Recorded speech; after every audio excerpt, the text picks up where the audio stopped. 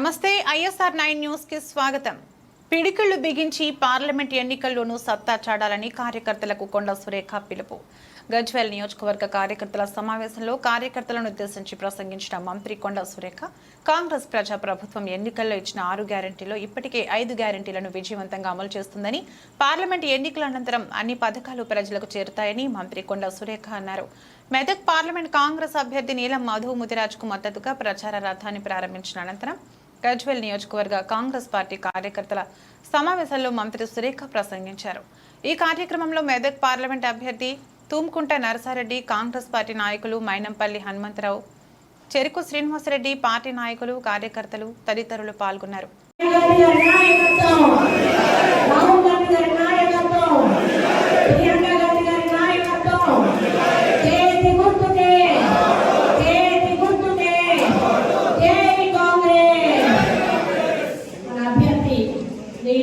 మధు గారికి ఈరోజు ఈ కార్యక్రమానికి అధ్యక్షత వహించినటువంటి స్థానిక మరి డిస్ట్రిక్ట్ ప్రెసిడెంట్, అదేవిధంగా నియోజకవర్గ ఇన్ఛార్జ్ సోదరులు నరసారెడ్డి గారికి, సోదరులు పెద్దలు మైనంపల్లి హనుమంతరావు గారికి, దుర్గ ఇన్ఛార్జ్ సోదరులు శ్రీనివాస్ రెడ్డి గారికి, మున్సిపల్ చైర్మన్ గారికి, నిర్మలక్క గారికి, ఇంకా వేదిక మీద వివిధ మరి హోదాలో ఉన్నటువంటి నాయకులకు, మరి ముందు వచ్చినటువంటి కార్యకర్తలకు, పత్రికా సోదరులందరికీ నా హృదయపూర్వక నమస్కారం.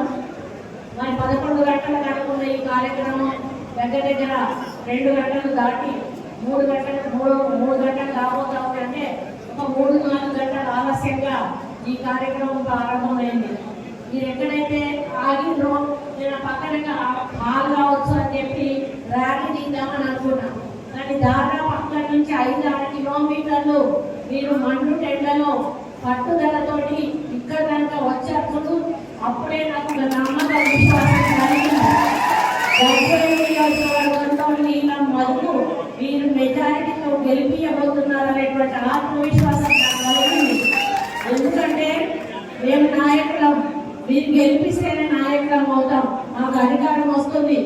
మీరు కలుసుకుంటేనే మేము గెలుస్తాం, మీరు కలుసుకోకపోతే మేము ఓడిపోతాం.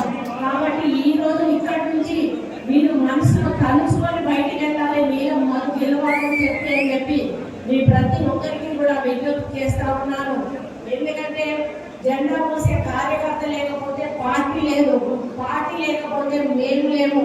మరి మీరు మనస్ఫూర్తిగా పనిచేసి జెండా పట్టుకొని ఇంటింటికి కూడా తిరిగి మన కాంగ్రెస్ పార్టీ చేస్తున్న అభివృద్ధి సంక్షేమ కార్యక్రమాలు చెప్పినప్పుడే ప్రజలు మనకు మళ్ళీ కాంగ్రెస్ పార్టీకి గెలుపు కోసం కృషి చేస్తారనే విషయాన్ని ఈ సందర్భంగా విజ్ఞప్తి చేస్తా ఉన్నాను. మాట్లాడిన హనుమంతరావు అన్న కానీ, మన నిర్మలక్క కానీ, నర్సన్న కానీ, మన ప్రమోద్ గారు కానీ చాలా వివరంగా చెప్పారు. నేను చెప్పాల్సిన అవసరం మీకు కూడా లేదు. ఎందుకంటే గతంలో ఒక పేపర్ చదివినను లేకపోతే ఒక టీవీ చూస్తున్న వార్తలు తెలిసేది. కానీ ఇక్కడ మీరు కూర్చొని ప్రపంచం నలుగురుల ఏం జరుగుతుందో తెలుసుకునేటువంటి టెక్నాలజీ మన చేతుల్లో ఉంది. నిజంగా మొన్న టీఆర్ఎస్ పార్టీ ఓడిపోయింది అంటే దానికి కారణం మన సోషల్ మీడియా అని చెప్పి సందర్భంగా చెప్తా ఉన్నాను. ఎందుకంటే వాళ్ళు చేసిన ప్రతి అవినీతి కార్యక్రమం, అక్రమాలు, దోపిడీలు, దౌర్జన్యాలు, మరి మన మీద తప్పుడు కేసులు ఏవైతే ఉన్నాయో అవన్నీ కూడా ప్రజల్లోకి, నిమిషాలలోకి వెళ్ళిపోయిన విషయం ఈ సందర్భంగా గుర్తుంచుకోవాలి. ఒక పక్క కాళేశ్వరం ప్రాజెక్టు, ఒక పక్క మేడిగడ్డ ప్రాజెక్టు, వాటిలో లక్షల కోట్ల రూపాయలు ఈరోజు అవినీతి జరిగింది, ప్రజాస్వామ్య దుర్వినియోగం అయింది అని తెలిసిన ప్రజలు ఈసారి కాంగ్రెస్ పార్టీని గెలిపించాలి, టీఆర్ఎస్ ఓడగొట్టాలి అని అనుకున్నారు, ఓడగొట్టారు. మరి కాంగ్రెస్ పార్టీ కూడా ఒట్టిగానే ప్రజల ముందుకు వెళ్ళలేదు. 6 గ్యారెంటీలను హామీ చేస్తామని చెప్పి ఇప్పటికే గెలిచి 5 గ్యారెంటీలను రేవంత్ రెడ్డి గారి నాయకత్వంలో అమలు చేసిన ప్రభుత్వం కాంగ్రెస్ ప్రభుత్వం. మరి మొన్ననే తుక్కుగూడ మీటింగ్ లో మరి రాహుల్ గాంధీ గారు కేంద్రం యొక్క మేనిఫెస్టోని కూడా విడుదల చేసి చాలా వివరంగా ఆ కార్యక్రమాలు ఏంటి అని చెప్పడం జరిగింది. మధ్యాహ్నం చెప్తా ఉన్నాను, మీరు జనరల్ గా మీటింగ్ లో మాట్లాడడం కాదు, కేంద్రం ప్రవేశపెట్టిన పథకాల గురించి మీరు మాట్లాడాల్సిన అవసరం ఉంది. కాంగ్రెస్ పార్టీ అధికారంలోకి వస్తే ఏం చెయ్యబోతామో చెప్పాల్సిన అవసరం ఉందని చెప్తా ఉన్నాను. వాటిని కూడా మీరు మీడియా ద్వారా ప్రజల్లోకి ఒక్కొక్క పథకం కార్యక్రమాన్ని కూడా ప్రజల్లోకి తీసుకోవాల్సిన అవసరం ఉందని కూడా మీడియా మంత్రానికి చెప్తా ఉన్నాను.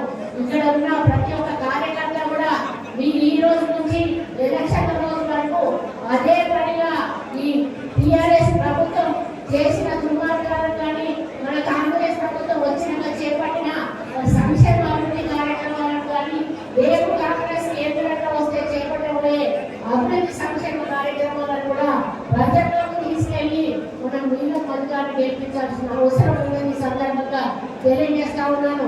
ఒక బీసీ బిడ్డ మరి కింది స్థాయి నుంచి ఈ రోజు అని చెప్పి ఈ సందర్భంగా నిర్ణయించుకుంటా ఉన్నాను. నన్ను ప్రత్యేకంగా రేవంత్ ఇక్కడికి పంపించిండు. ఎందుకంటే ఇక్కడ నుంచి హరీష్ రావు ఉన్నాడు, ఇక్కడ నుంచి కేసీఆర్ ఉన్నాడు. మరి వాళ్ళ గురించి నేను పార్టీలో ఉన్నప్పుడు టీఆర్ఎస్ పార్టీలో ఉన్నప్పుడు వాళ్ళ గురించి నేను అనుభవించిందండి. కాబట్టి వాళ్ళను విమర్శించడం అంటే కొండా సురేఖకి విమర్శిస్తుంది అని నన్ను ప్రత్యేకంగా ఇక్కడికి పంపించారు.